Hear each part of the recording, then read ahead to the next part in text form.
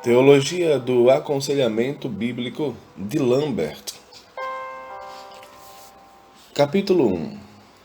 Aconselhamento Bíblico e Teologia. Uma introdução crucial. Aconselhamento é uma disciplina teológica. Ponto. Se você continuou a ler além desta primeira sentença, já concluiu a parte mais controversa deste livro.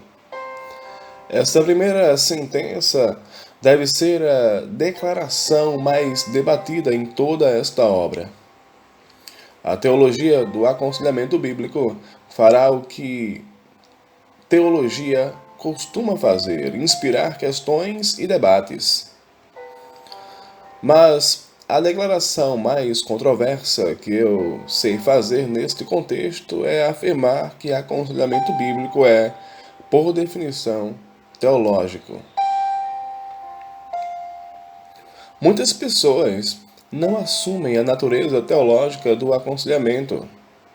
Muitos creem que teologia é o que futuros ministros do Evangelho estudam em seminários a fim de se qualificarem para conduzir a igreja e pregar sermões ou ir para o campo missionário. Eles não entendem que a teologia desempenha um papel sério em ajudar pessoas com seus problemas por meio do aconselhamento.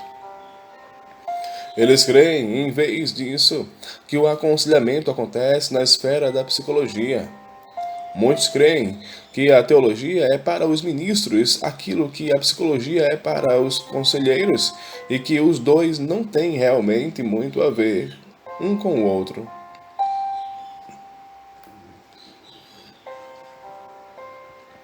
Os cristãos nunca creram, entretanto, que a teologia sirva a um papel tão limitado.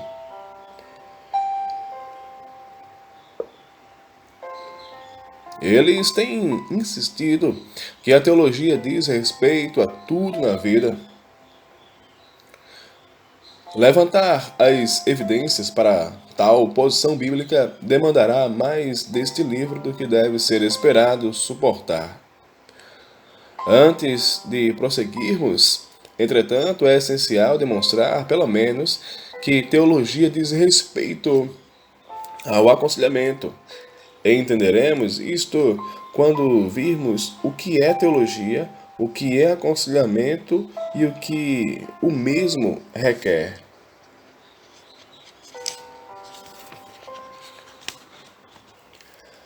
A natureza da teologia.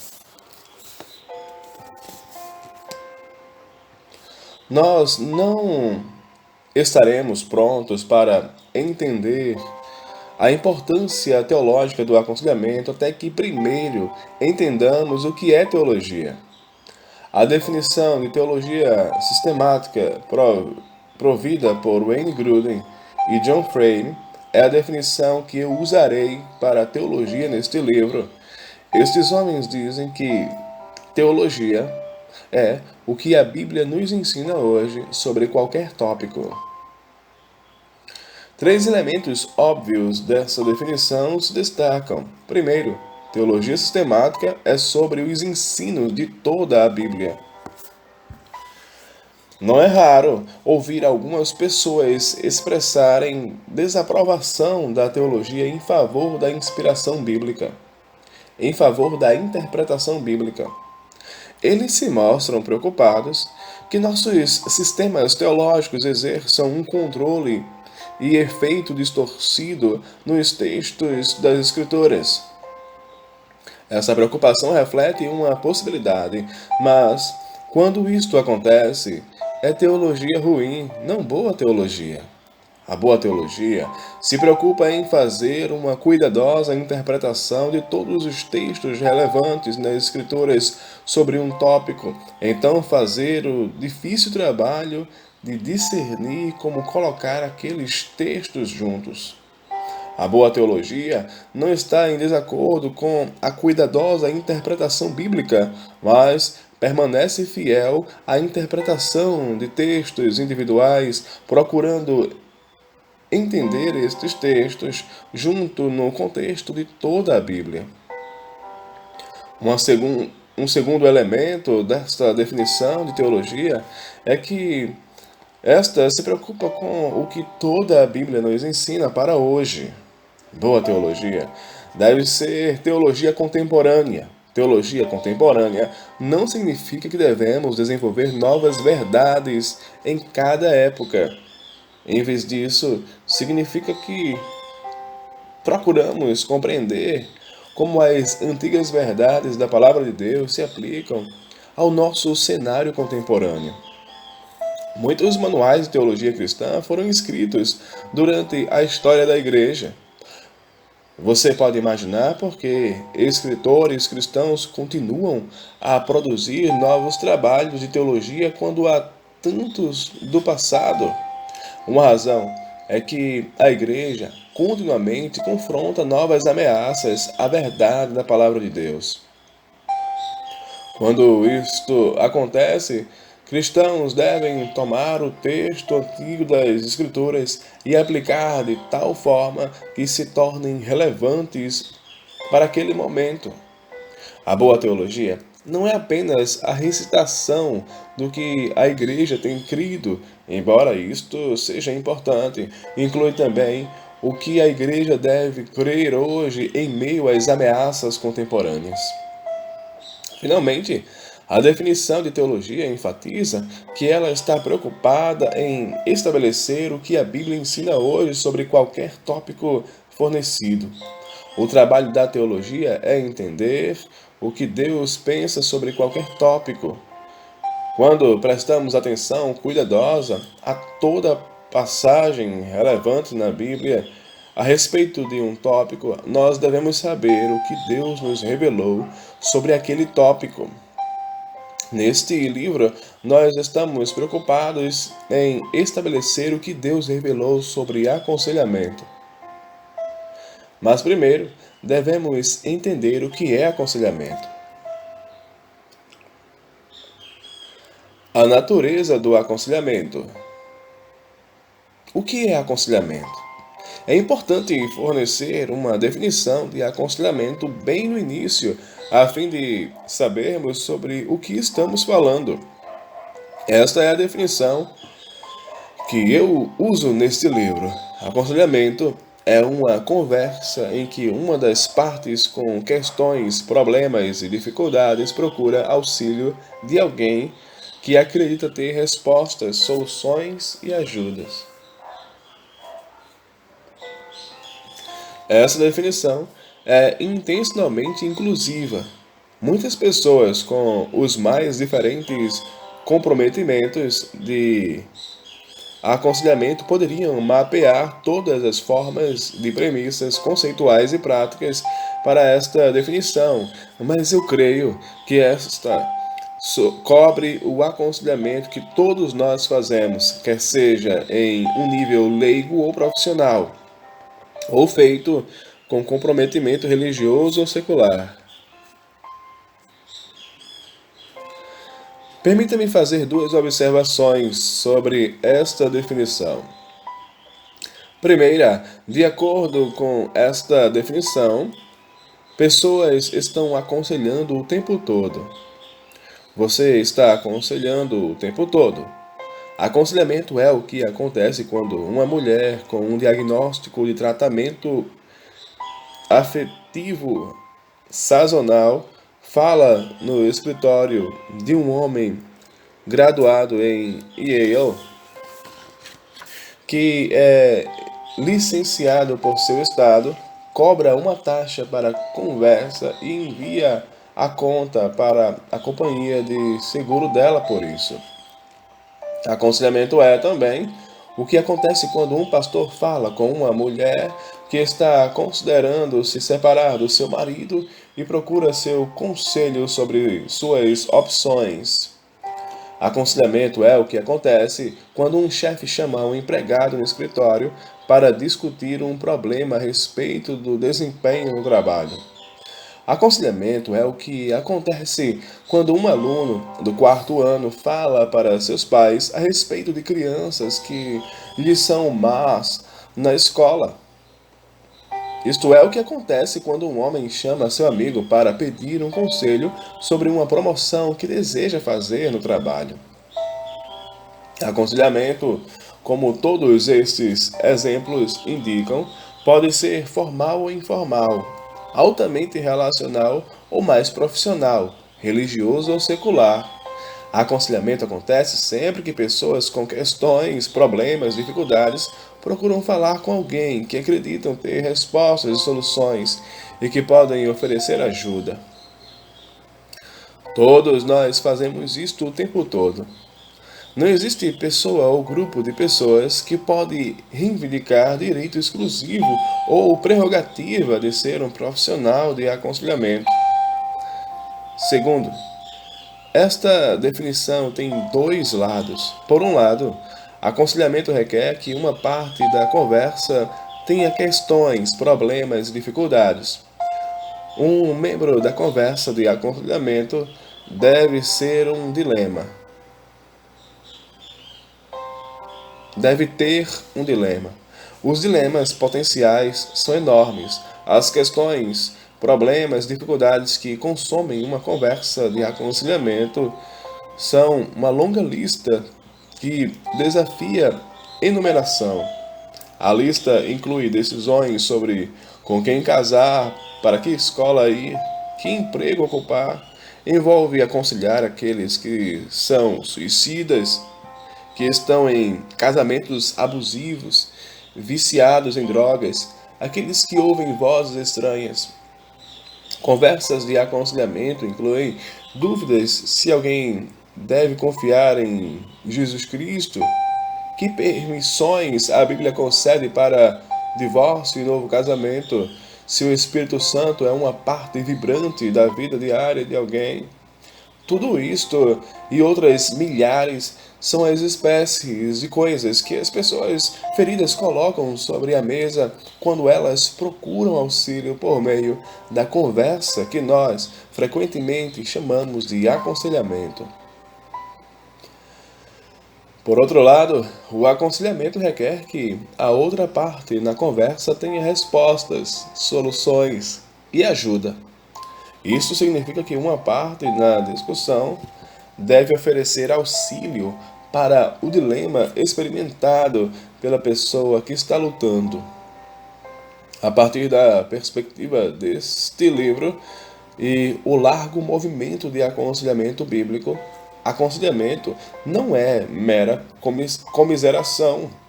É mais do que simplesmente passar um tempo com a pessoa. Para que o aconselhamento ocorra, um participante na conversa deve caminhar com a pessoa que está lutando, provendo respostas, soluções e ajuda.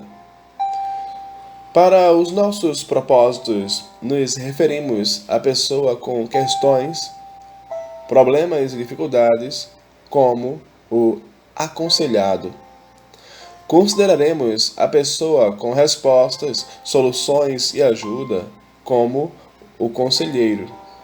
Aconselhamento é uma conversa que um aconselhado tem com uma pessoa que ela acredita ser um conselheiro.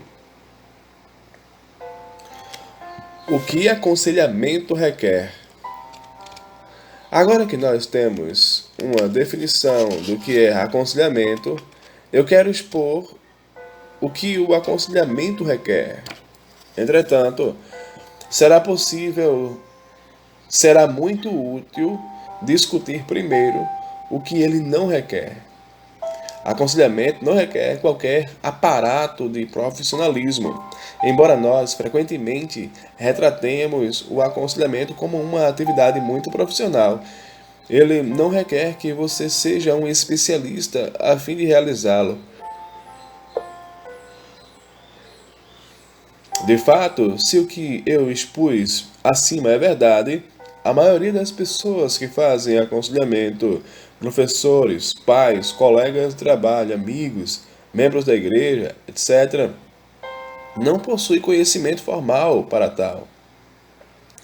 Nós frequentemente temos dado muita importância aos aparatos do profissionalismo como escritórios formais, formação acadêmica distinta e licenças do Estado. Nada disso, porém, é requerido para se fazer aconselhamento ou mesmo para se fazê-lo bem. Eu devo também fazer outra afirmação potencialmente embaraçosa, porém necessária. No aconselhamento, não há exigência que a pessoa que ministra o conselho tenha resposta correta, soluções exatas ou auxílio efetivo. Não entenda errado, nós devemos querer que as pessoas façam aconselhamento a fim de oferecer respostas sadias, essência, assistência e auxílio, mas infelizmente muitas pessoas não fazem isto. Hoje, como você que lê este livro, conselheiros por toda a parte do mundo, se profissional ou não profissional, treinado ou não treinado, experiente ou inexperiente, oferecem conselho que é absolutamente terrível. Uma mãe falará para sua filha se divorciar do seu marido quando ela não deveria fazer isto. Um estudante universitário falará para seu amigo não se estressar diante de um problema esmagador que estará na mente do seu amigo quando esse der cabo de sua própria vida. Neste momento, conselheiros estão dizendo a homens que odeiam a atração sexual que sentem por outros homens que é normal ser gay. Nesta tarde, conselheiros serão duros com as pessoas quando deveriam ser gentis. Outros serão irreverentes quando deveriam ser firmes. Hoje, alguns conselheiros enviarão uma mulher com os olhos roxos de volta para a casa onde ela vive com seu marido abusivo. Infelizmente, não é requerido que uma pessoa que pratique aconselhamento seja boa naquilo que faz. Então, o que é requerido para se fazer aconselhamento?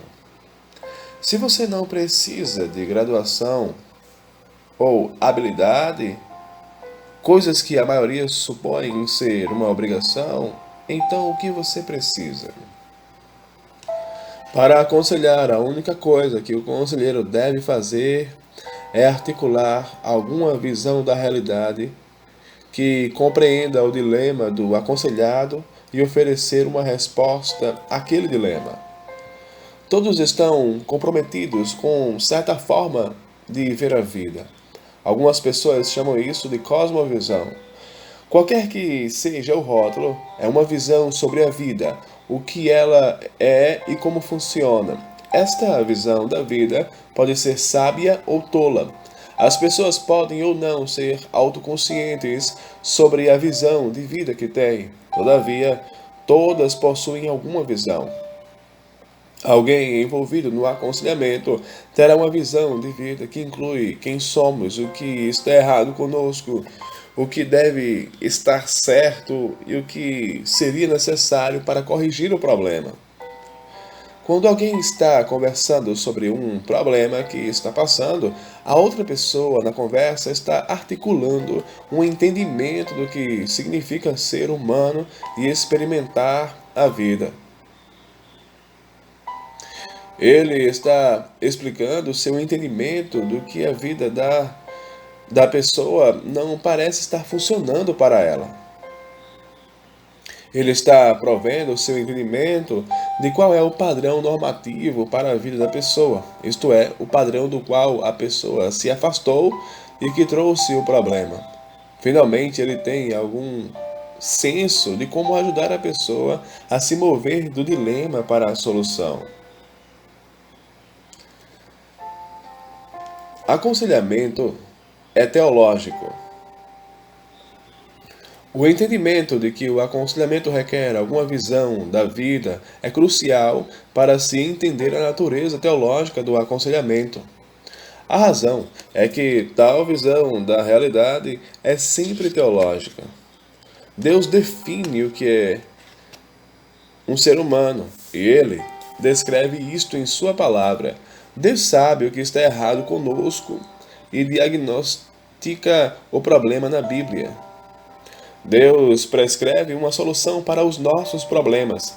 Fé em Cristo e se revela a nós nas Escrituras. Deus autoriza um processo de transformação e nos mostra como isto se parece com as páginas do Antigo e Novo Testamento. Deus falou sobre estas realidades porque Ele as criou, formando-as do nada. Elas não estão sujeitas ao debate. Nós somos quem Deus diz que somos. O que está errado conosco é o que Deus diz que está errado conosco. Não há solução para o nosso problema e nenhum outro processo de mudança além daquele que Deus proveu. Não há outra opção disponível exceto ter uma visão teológica da realidade. Toda visão da realidade concernente ao aconselhamento será teológica.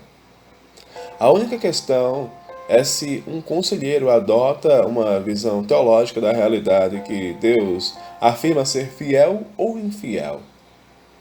Nós não podemos escolher ter uma visão da realidade que não seja teológica. Teologia e aconselhamento secular.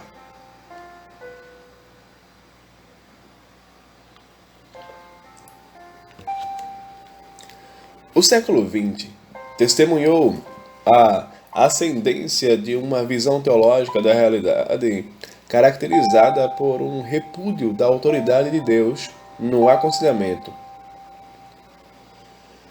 Esta abordagem no aconselhamento foi marcada por uma quase que completa rejeição da natureza divina da prática do aconselhamento. Esta foi uma mudança distinta dos séculos precedentes, os quais foram caracterizados pelo domínio religioso em relação ao aconselhamento. Nas décadas seguintes a 1900, os cristãos foram largamente excluídos do trabalho de aconselhamento e estavam na defensiva sobre esta tarefa. Profissionais do aconselhamento secular não perceberam que eles estavam engajados em um trabalho teológico e não perceberam que os esforços para instruir pessoas sobre como viver no mundo de Deus eram eminentemente teológicos. O problema é que eles estavam engajados com uma teologia infiel, de rejeição a Deus, que fere mais do que ajuda pessoas. O trabalho dos profissionais de aconselhamento secular não é neutro e não é científico. Aconselhamento secular é uma intervenção conversacional na qual um homem ou uma mulher incrédula procura fornecer respostas, soluções e ajudas seculares para uma pessoa com questões, problemas, dificuldades. Tais conselhos borbulham do transbordamento de um compromisso com uma visão secular da vida. Exemplos desta realidade são muitos. Para demonstrar este ponto, eu quero examinar apenas 2 casos. Secularistas e fracasso no aconselhamento. Peter Kramer é um importante psiquiatra comprometido com uma visão secular da realidade. Em um dos seus livros, Moments of Engagement, ele descreve inúmeras interações de aconselhamento. Uma das interações foi com um jovem casal que ele chama de Rick e Wendy. Eles foram casados por muitos anos quando Wendy foi ver o Dr. Kramer. Ela estava muito triste, de fato desesperada, e Kramer pensou que havia algum risco de suicídio. O problema de Wendy era o desrespeito por causa do seu casamento. Era o desespero por causa do seu casamento. A vida de casada costumava ser divertida, aventureira e mútua. Ela e Rick haviam se apaixonado e tinham desfrutado de um relacionamento sexual vibrante. Após muitos anos de casamento, aquilo estava tudo diferente. Agora Wendy ficava em casa com as filhas gêmeas do casal e Rick estava desinteressado dela. Rick gastava seu tempo com outras pessoas, incluindo mulheres. Ele ganhou dinheiro ilegalmente e o usaria para fazer uma viagem a Las Vegas, a fim de apostar o dinheiro e fazer outras coisas que ninguém mais tinha conhecimento. Kramer foi capaz de conseguir fazer com que o casal viesse ao aconselhamento junto. Ele explicou a eles que suas dificuldades eram muito sérias. De fato, disse a eles que era tão sério que ele não sabia se eles poderiam ser ajudados. Ele lhes disse que Wendy teria que tomar medidas drásticas. Seu conselho para eles era que Wendy deveria ter acesso aos registros privados do dinheiro ilegal de Rick. Ela deveria descobrir quanto dinheiro usualmente ele perdeu quando foi para Vegas, e então ela deveria viajar com ele na próxima viagem e se comprometer a perder mais dinheiro do que ele normalmente perdia.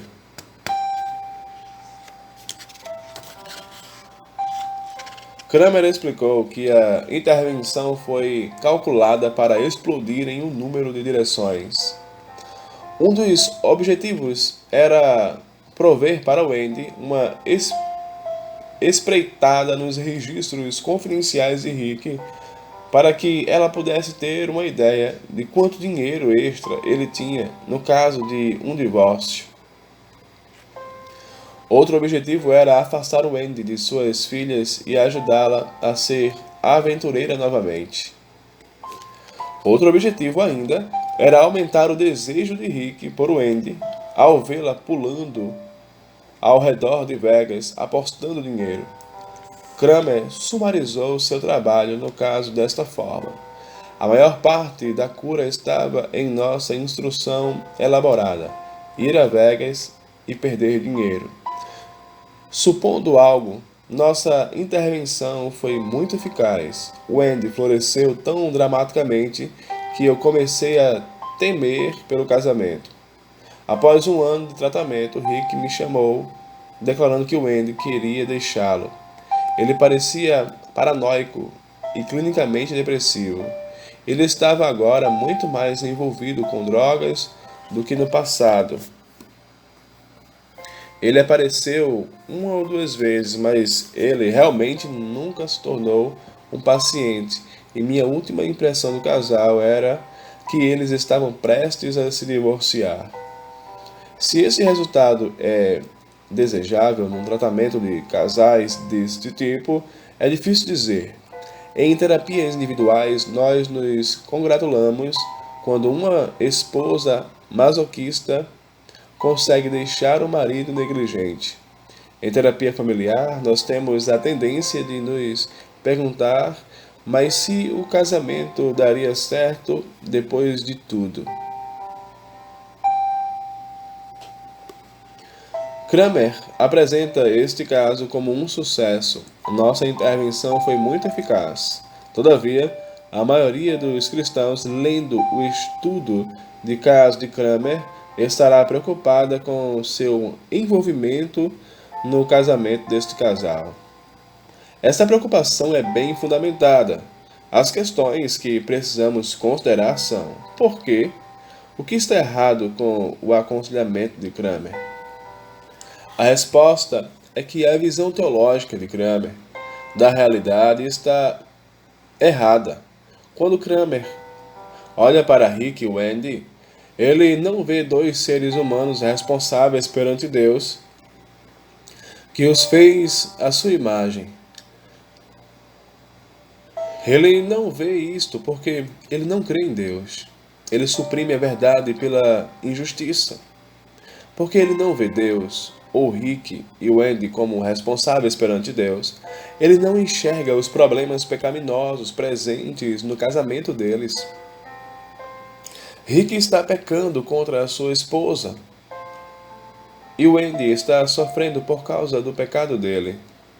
Porque Kramer não vê os problemas do pecado contra o Deus vivo, ele não pode chamar Rick a se arrepender e ajudá-lo a saber como mudar em Cristo. Nem pode chamar o Andy a achar conforto e força em um Redentor que a ama. Porque Kramer não pode ver Deus. Nunca ocorre a ele olhar para a palavra de Deus a fim de achar um padrão para o casamento de Rick e Wendy. Essa falta de padrão ocorre porque Kramer está confuso sobre como avaliar os detalhes dos resultados do aconselhamento. Ele não sabe porque ele não tinha referência autoritativa e não tinha referência autoritativa porque ele não sabe onde achar uma referência além de suas próprias ponderações. O ponto aqui é que o fracasso no aconselhamento de Kramer é devido a um erro teológico prévio, porque Kramer tem comprometimentos teológicos que o colocam em desacordo com o Deus vivo. Ele nunca teve uma chance de realmente ser capaz de ajudar Rick e o Andy. Isto não deveria nos surpreender.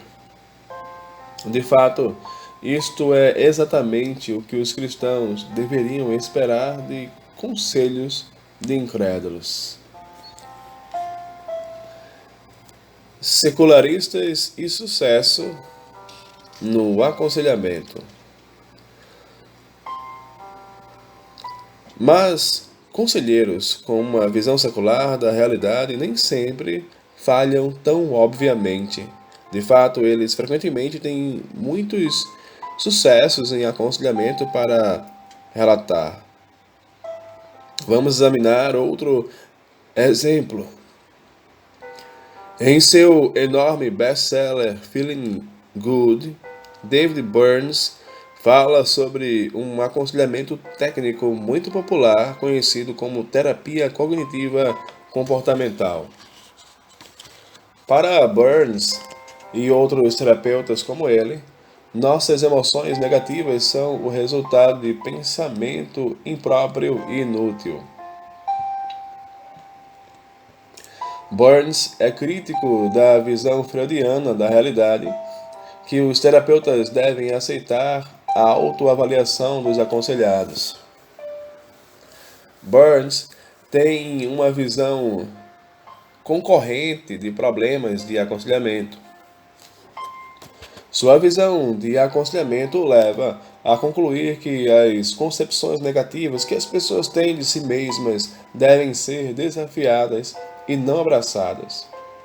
Ele insiste numa técnica de 3 colunas, na qual as pessoas mantêm um registro dos seus pensamentos, descrevendo seus pensamentos automáticos quando o estresse vem, o que está errado com esses pensamentos e uma resposta que faça mais sentido.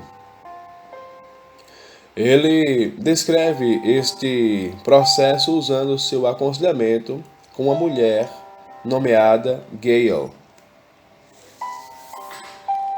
Comece escrevendo seus pensamentos automáticos e respostas racionais por 15 minutos todo dia, por 2 semanas, e veja o efeito que isso tem em seu humor. Você pode ser surpreendida ao notar o início de um período de crescimento pessoal e de mudança saudável na sua autoimagem. Esta foi a experiência de Gail, uma jovem secretária cujo senso de autoestima era tão baixo que ela se sentia em constante perigo de ser criticada por seus amigos. Ela era tão sensível ao pedido de sua colega de quarto para ajudar a limpar o apartamento delas após uma festa que ela se sentia rejeitada e desprezível. No início, ela era tão pessimista sobre suas chances de se sentir melhor que eu mal podia persuadi-la a fazer uma tentativa da técnica de 3 colunas. Quando ela relutantemente decidiu tentar, ela foi surpreendida ao ver como sua autoimagem e humor começaram uma rápida transformação.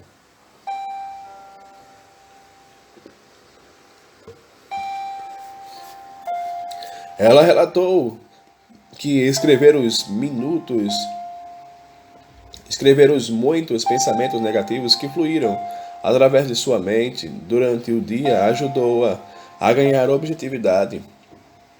Ela parou de levar estes pensamentos tão a sério. Como resultado dos exercícios escritos diários de Gale, ela começou a sentir melhor e seus relacionamentos pessoais melhoraram, como que através de um salto quântico. A visão de aconselhamento de Burns é uma colagem de comprometimentos teológicos fiéis e infiéis. Ele inconscientemente abraçou algumas realidades de aconselhamento que Deus revela na Bíblia. Todavia, ele rejeitou muitas outras. Por exemplo, Burns está ligado à sua técnica da tripla coluna. A ideia básica por trás disso é criar intencionalmente no pensamento de um aconselhado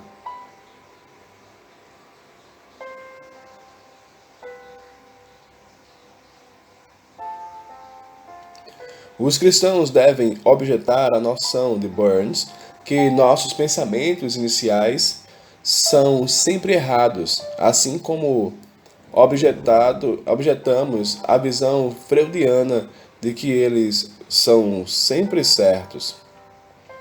Nós afirmaríamos que todos os nossos pensamentos devem ser testados de acordo com as Escrituras e considerados como válidos ou inválidos baseados naquilo que ali é revelado. Ainda, o ponto maior de Burns está correto. É uma má ideia deixar os pensamentos espontâneos terem controle livre em nossas autoavaliações. Isto é muito próximo da ideia bíblica de trazer nossos pensamentos cativos a Cristo. 2 Coríntios 10, 5 e 6, e ser transformados pela renovação da nossa mente. Porque nós encontramos esta ideia nas Escrituras, conselheiros bíblicos concordariam com Burns, não porque isto é exatamente uma boa ideia, mas porque ela é bíblica. É uma intervenção de aconselhamento teologicamente apropriada que Deus pensou há muito tempo antes de qualquer terapia cognitiva comportamental e que ele nos revelou em sua palavra. David Burns abraçou este conceito teológico, embora ele não saiba como agradecer a Deus que trouxe esta realidade à existência. Entretanto, o aconselhamento de Burns contém muito erro teológico também. O erro mais central é o mais significativo. Deus não está em lugar algum. Caso isso soe um pouco clichê, consideraremos todos os maus pensamentos que estão intrínsecos ao conselho de Burns, porque Deus não está nem na periferia da sua visão da realidade. Porque Burns não tem uma visão da realidade que inclui Deus, ele não pode ver Gale como uma mulher feita à imagem de Deus, com corpo e espírito que viverão para sempre. Isto leva Burns a reduzir Gale para algo muito pequeno, a saber, uma coleção de pensamentos.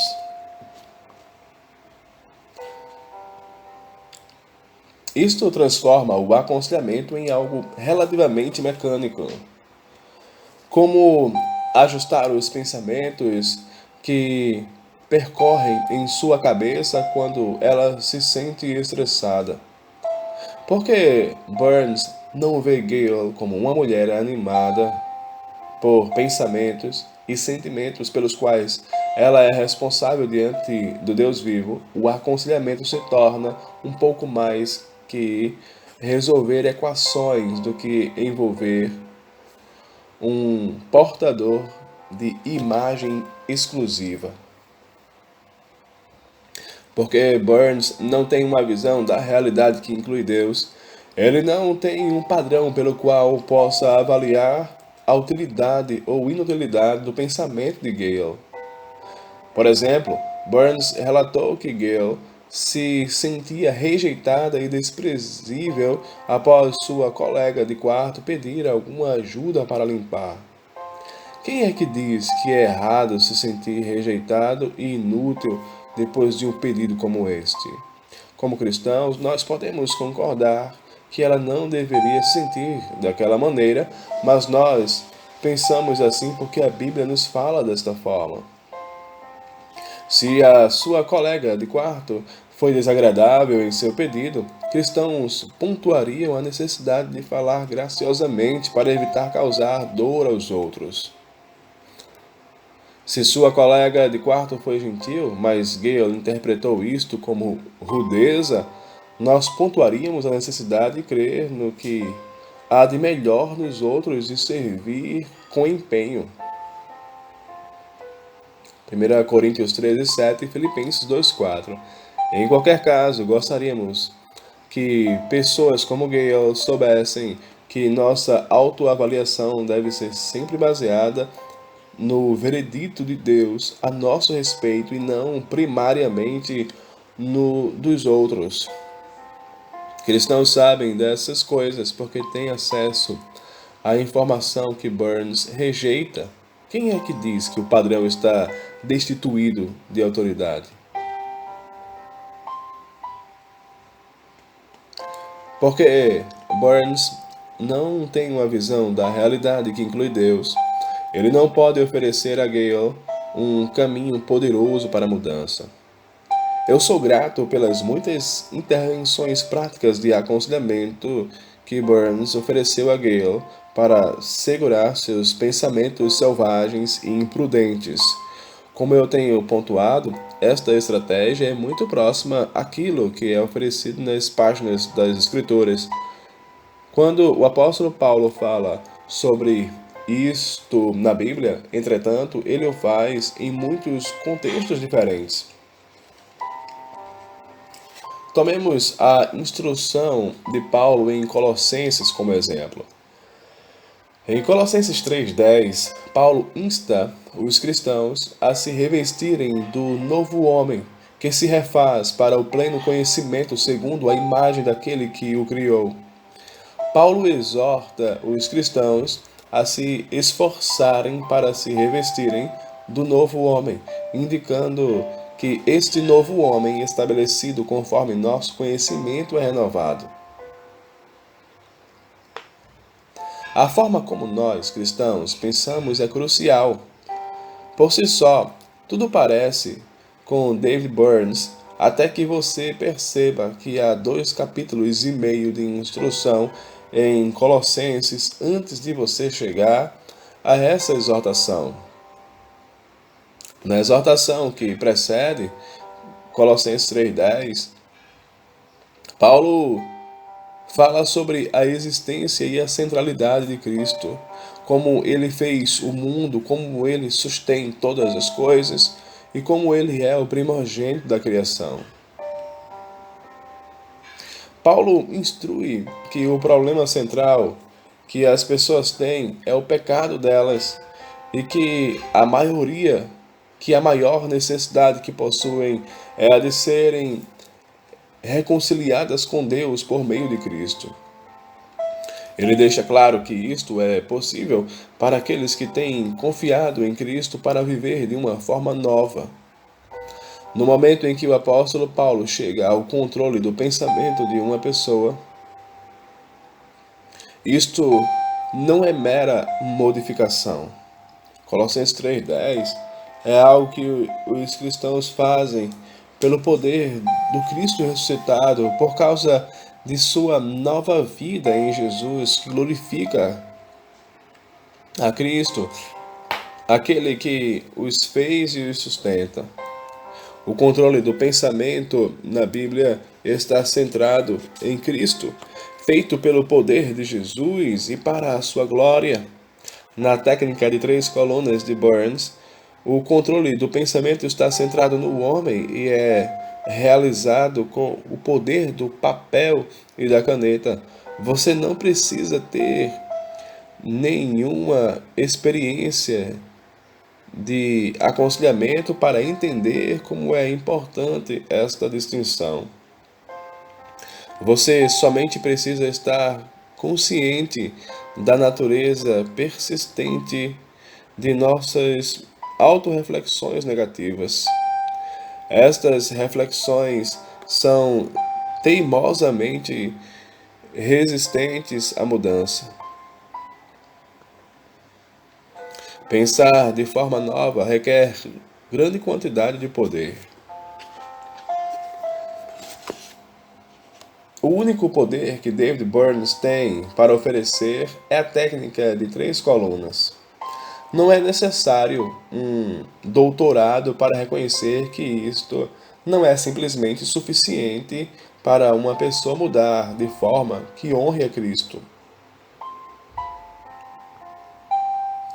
Sem que Burns saiba, ele misturou erro teológico com acurada teologia. Infelizmente, no esquema maior das coisas, os comprometimentos teológicos que ele escolheu rejeitar são mais importantes do que aqueles que ele escolheu aceitar. Em seu aconselhamento com Gale, Burns tem apenas o suficiente do que é certo para dar a aparência do sucesso. Mesmo que haja a aparência de sucesso, o aconselhamento de sucesso que honra a Cristo é baseado na palavra e conduz a uma mudança qualitativa e duradoura no coração da pessoa. Isso tem iludido a ambos, conselheiro e aconselhado. A verdadeira mudança vem por meio dos comprometimentos teológicos rejeitados por Burns e que não foram compartilhados com Gale. Embora o compromisso parcial para uma acurada visão teológica da realidade possa conduzir a uma mudança parcial e a aparência de sucesso, a mudança real que honra a Cristo requer total comprometimento com uma visão teológica ampla da realidade. O aconselhamento de Burns, embora pareça ter funcionado, foi sem sucesso. Seu aconselhamento fez de Gale uma adoradora mais bem-sucedida de si mesma. Ele foi capaz de ajudá-la a viver a vida sem Cristo enquanto sente a dor da sua ausência menos agudamente. Apesar de Gale se sentir melhor, este foi um aconselhamento que fracassou. O fracasso é devido ao erro teológico. Teologia e aconselhamento cristão.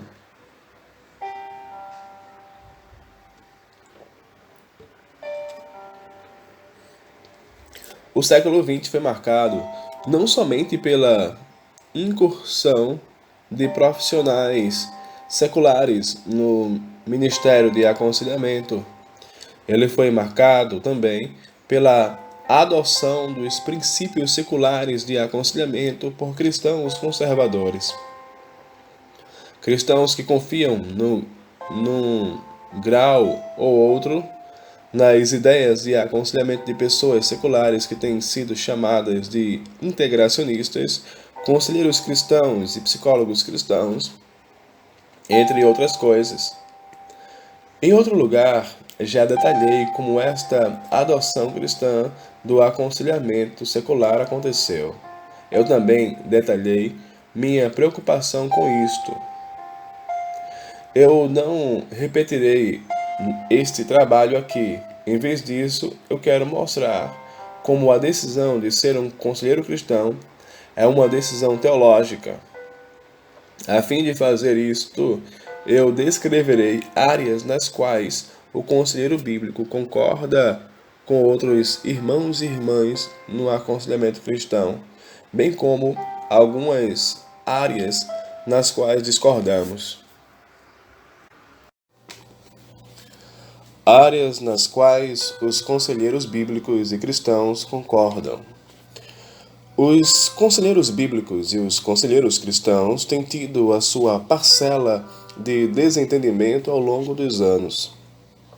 Porque isto é verdade, é fácil perder de vista todas as áreas de entendimento que existem entre os conselheiros bíblicos e cristãos.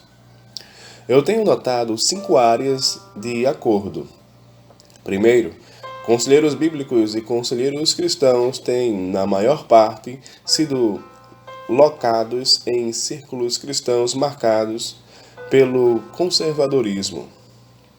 Mais frequentemente do que não, nós temos concordado sobre as realidades teológicas mais centrais do cristianismo, tais como a criação do mundo por Deus, a inspiração das Escrituras, o nascimento virginal de Cristo, sua vida sem pecado, o pagamento que ele efetuou pelos pecados através de sua morte e ressurreição e a natureza interior do Espírito Santo. Estas concordâncias não são insignificantes. Conselheiros bíblicos e conselheiros cristãos têm a coisa mais importante em comum. Nós somos irmãos e irmãs em Cristo. Segundo, conselheiros bíblicos e cristãos cuidam de pessoas feridas que precisam de ajuda. Todos nós queremos oferecer o melhor cuidado possível. Quando nós, como conselheiros, debatemos nossas posições, não estamos fazendo o que é mais natural para nós. Talvez esta seja a razão de frequentemente termos feito isto tão pobremente. Todo conselheiro que eu conheço, independentemente de seu comprometimento teórico, tem sido motivado no aconselhamento por causa do desgosto que se levanta sobre a dor que as pessoas experimentam neste mundo caído. Nossos desentendimentos, enquanto sejam frequentemente fortes, surgiram do mesmo desejo de oferecer ajuda. Terceiro, conselheiros bíblicos e cristãos concordam que psicólogos fazem observações verdadeiras que são frequentemente úteis. Esta realidade é uma área de acordo. Poucos têm duvidado que conselheiros cristãos adotaram esta visão. Muitos têm duvidado que conselheiros bíblicos concordam com isto. Não obstante essas dúvidas, uma crença na natureza útil das observações psicológicas remonta até o ministério fundacional de J. Adams. A vasta maioria dos conselheiros bíblicos hoje aceita que o moderno movimento de aconselhamento bíblico iniciou com o ministério de J. Adams, particularmente com a publicação de Conselheiro Capaz. Nas primeiras páginas deste livro, Adams escreveu: Eu não quero ignorar a ciência, mas eu recebo como um adjunto útil para os propósitos de ilustrar, preencher generalizações com especificidade e desafiar as interpretações humanas erradas das Escrituras, forçando assim o estudante a reestudar as Escrituras. Entretanto, na área de psiquiatria, a ciência em grande parte deu lugar à filosofia humanista e especulação grosseira. Adams fez duas coisas aqui. Ele afirma o uso da ciência nas áreas como a psiquiatria. Ele também declara a natureza de algumas objeções que poderia ter sempre que surgirem. Ele vai dizer que, essencialmente, ele não gosta de ciência ruim. Quando a visão secular da vida de alguém, isto é, filosofias humanistas e especulação grosseira, se afasta da observação científica, Adams se preocupa. Eu penso que esta é, essencialmente, a visão que todos os conselheiros bíblicos têm sobre a ciência em geral e psicologia e psiquiatria em particular. Apesar de todas as acusações a esse respeito, eu estou ciente de que nenhum conselheiro bíblico rejeita categoricamente as descobertas da psicologia. Esta é uma área de acordo entre nossos dois campos. Quarto, conselheiros bíblicos e cristãos concordam que a psicologia secular compreende as coisas de forma errada. Este ponto está no final da articulação anterior. Poucos têm duvidado que conselheiros bíblicos adotam esta crença. Muitos, eu penso, ficariam surpresos ao descobrir que conselheiros cristãos adotam isto também, mas eles o fazem. Este modo destrutivo de funcionamento é vital, de muitas maneiras, para os cristãos hoje. Há tempos em que a melhor resposta do cristão é demolir argumentos e toda pretensão que se coloque contra o conhecimento de Deus. 2 Coríntios 10, 5. Mas nós afirmamos que o tempo apropriado para tal esforço apologético é quando as visões da realidade são levantadas contra Deus.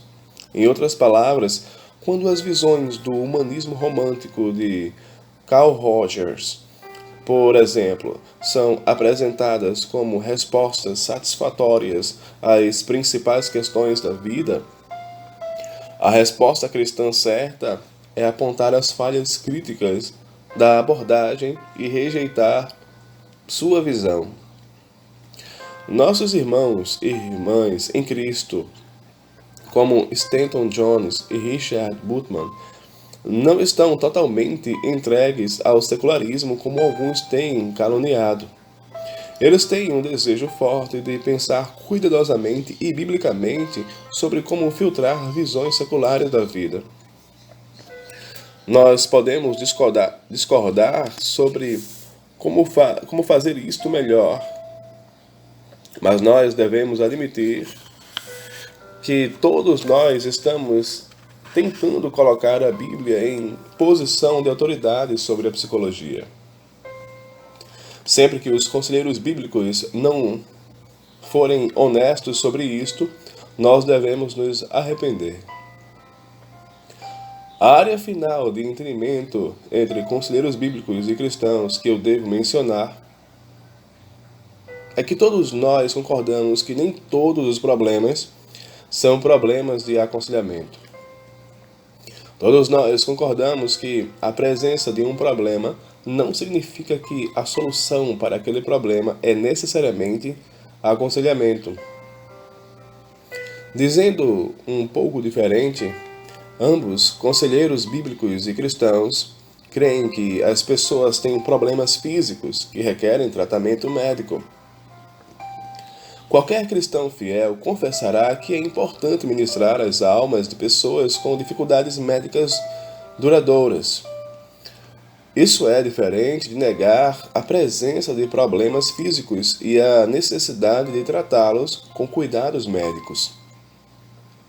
Esta observação é importante.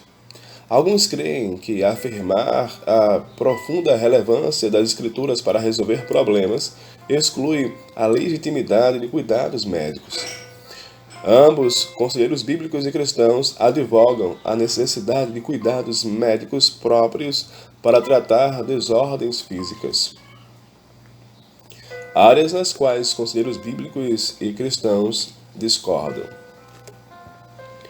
Todos estes entendimentos ainda deixam espaço suficiente para disparidades quando se trata de nossas posições sobre aconselhamento. A despeito das muitas áreas de acordo entre conselheiros bíblicos e cristãos, há duas áreas centrais de desacordo. Conselheiros bíblicos e cristãos continuam discordando sobre a questão se é necessário usar técnicas seculares no aconselhamento para ajudar pessoas no relacionamento de aconselhamento.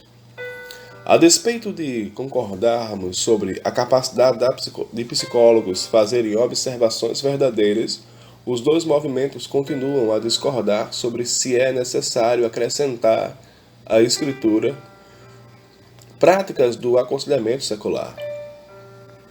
A posição de conselheiros cristãos sobre este assunto é clara. Apenas um exemplo é o trabalho de Mark Mickman em Integrated Psychotherapy Toward a Comprehensive Christian Approach. Ele diz: por analogia, considere o sistema de temperatura no automóvel. Numa extremidade está o ar quente e na outra está o ar frio. Frequentemente, uma pessoa seleciona uma temperatura no meio, misturando o ar quente e frio para o efeito desejado. O clima é mais agradável e adaptável ao combinar ambas as fontes de ar do que seria se somente uma fonte de ar estivesse disponível. Nesta analogia, nós estamos considerando duas fontes de informação: psicologia e fé cristã. Até que ponto deixaremos que o ar de ambos os sistemas se misturem a fim de alcançarmos um ótimo equilíbrio? Ou devemos confiar somente em uma fonte de informação e não a outra? Interação recíproca envolve a suposição de que cuidar das almas das pessoas é realizado melhor reunindo verdade de ambas as fontes. Mickman é um dos líderes dos conselheiros cristãos dos dias de hoje. Ele baseia sua abordagem integracionista na suposição de que é necessário acrescentar técnicas seculares no aconselhamento às bíblicas, a fim de prover uma ajuda melhor para as pessoas que estão lutando. Então, há o argumento de alguém como David Powlison, um dos líderes dos conselheiros bíblicos da atualidade. Powlison tem uma posição muito diferente daquela advogada por Mickman. Disciplinas seculares têm alguma coisa a oferecer à metodologia do aconselhamento bíblico? A resposta é um solene não. As Escrituras provêm o sistema para o aconselhamento bíblico. Outras disciplinas, história, antropologia, literatura, sociologia, psicologia, biologia, economia, ciência política, podem ser úteis numa variedade de formas secundárias para o pastor e o conselheiro bíblico, mas tais disciplinas nunca podem prover um sistema para entendimento e aconselhamento de pessoas. Quando Mickman acredita que é necessário acrescentar técnicas seculares de aconselhamento à Escritura, a fim de ser o mais efetivo possível, Powlison responde a esta sugestão com um solene não. Desde a publicação deste livro, eu não vejo evidência de que conselheiros bíblicos e cristãos estão mais próximos neste assunto do que eles alguma vez estiveram. A razão fundamental para essa disputa se deve à segunda área de desacordo fundamental entre conselheiros bíblicos e cristãos, a questão se a Bíblia é um recurso suficiente para o aconselhamento. Conselheiros cristãos creem que estratégias seculares de aconselhamento são um complemento necessário à Bíblia. Eles não creem que as Escrituras são um recurso suficiente para o aconselhamento. Este é o argumento de Stan Jones em um artigo importante que ele escreveu. Há muitos tópicos que as escrituras não falam, como o funcionamento dos neurônios, a síntese matemática cerebral ou informação emocional, os tipos de memórias ou a melhor maneira de conceituar os traços da personalidade. Porque as escrituras e a sabedoria acumulada da igreja na teologia deixam muitas áreas de incertezas no entendimento e socorro humano, nós nos aproximamos da psicologia esperando que possamos aprender e crescer através do nosso engajamento com ela. A lógica de Jones é aparente, porque a Bíblia não tem as informações que conselheiros cristãos creem ser pertinentes para o aconselhamento. Eles se movem em direção à psicologia, esperando que ela preencha as lacunas.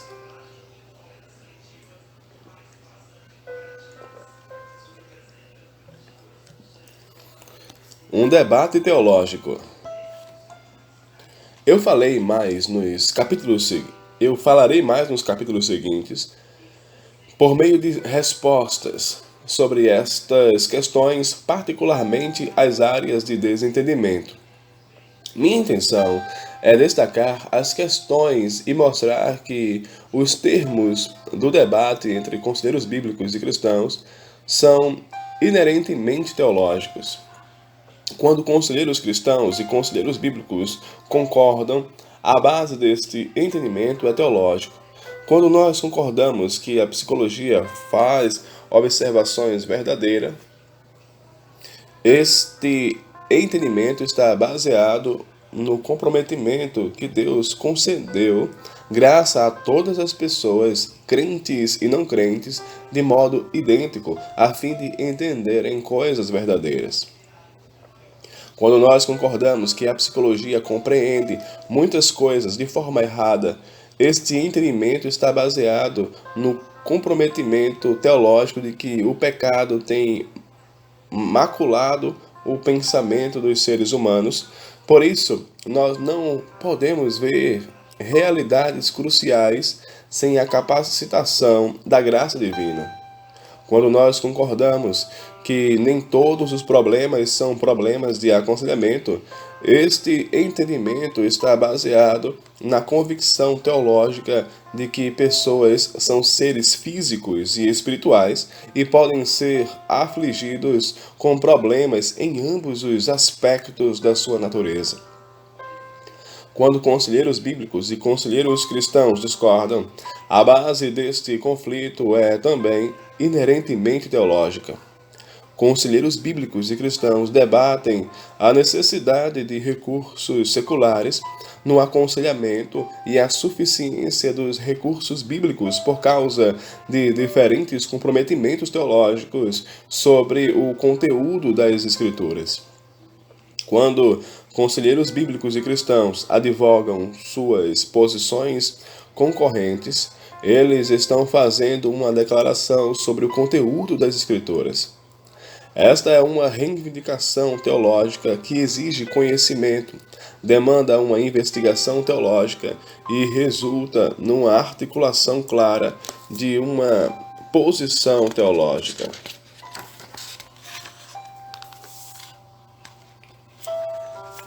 O objetivo de tudo isto é mostrar que aconselhamento é necessariamente teológico. O envolvimento na prática do aconselhamento é um engajamento teológico. Avaliar e debater com vários profissionais do aconselhamento, quer seja secular, cristão ou bíblico, é um empreendimento teológico. Você simplesmente não está pronto para pensar sobre aconselhamento, muito menos praticá-lo, até que você tenha pensado muito arduamente sobre teologia. Essa é a razão para este livro.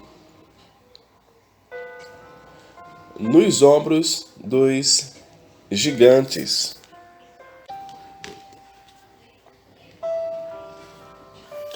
Eu não sou a primeira pessoa a pensar nesta conexão entre aconselhamento e teologia. Eu já mencionei que o fundador do movimento de aconselhamento bíblico no século XX foi um homem chamado Jay Adams. A publicação do seu primeiro livro sobre aconselhamento foi um marco histórico significativo nas conversações cristãs sobre como entender o aconselhamento em relação às Escrituras. Seu primeiro livro foi seguido por muitos outros, incluindo um livro sobre aconselhamento e teologia intitulado A Theology of Christian Counseling. Naquele livro, publicado no ano em que nasci, Adams disse isto: todo aconselhamento, por sua própria natureza, como tenta explicar e direcionar os seres humanos em sua vida diante de Deus e diante dos outros seres humanos em um mundo caído, implica em comprometimentos teológicos por parte do conselheiro. Ele simplesmente não pode se envolver na tentativa de mudar crenças, valores, atitudes, relacionamentos e comportamentos sem esticar o pescoço profundamente em águas teológicas. Adams começou o trabalho de redescobrir uma visão teológica para o aconselhamento, mas ele não completou isto. Naquele mesmo livro sobre aconselhamento e teologia, Adams apelou para que outros comprometidos com o aconselhamento bíblico seguissem seu trabalho inicial. Verdadeiramente, a situação é complexa. Eu quase escrevi horrenda. Você pode entender. Então, porque eu estou implorando que volumes sejam escritos e porque eu não faço nenhuma reivindicação sobre se fazer mais do que se faz, em um começo ao discutir os muitos assuntos da antropologia que confrontam o conselheiro cristão que quer ser completamente bíblico. É difícil demais saber por onde começar meu esboço, muito menos tentar algo mais ambicioso. O movimento de aconselhamento bíblico tem crescido e se desenvolvido ao longo dos anos, desde que J. Adams escreveu primeiro aquelas palavras em 1979. Os conselheiros bíblicos têm escrito muito a respeito de diversos assuntos no aconselhamento. Todavia, além de umas poucas tentativas durante as últimas 3 décadas, eles não seguiram a admoestação de J. Adams para escrever volumes que desenvolvessem sistematicamente a teologia do movimento. Minha oração é que este livro se constitua sobre o bom trabalho de J. Adams numa forma útil. Embora eu espere desenvolver muito da teologia que Adams começou naquele livro inicial, eu estou consciente que enfrento muito das mesmas limitações. É impossível para mim me envolver em algo como um tratamento abrangente da teologia e seu relacionamento com o aconselhamento.